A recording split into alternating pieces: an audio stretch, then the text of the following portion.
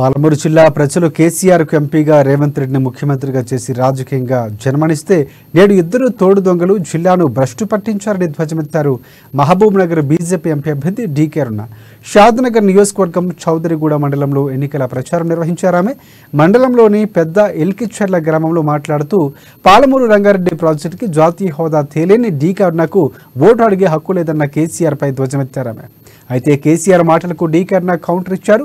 పాలమూరు రంగారెడ్డి ప్రాజెక్టును అడ్డగోలుగా డిపిఆర్లు పెంచి దోచుకున్న కేసీఆర్ నా గురించి మాట్లాడే హక్కు లేదని ధ్వజమెత్తారు డీకే అరుణ.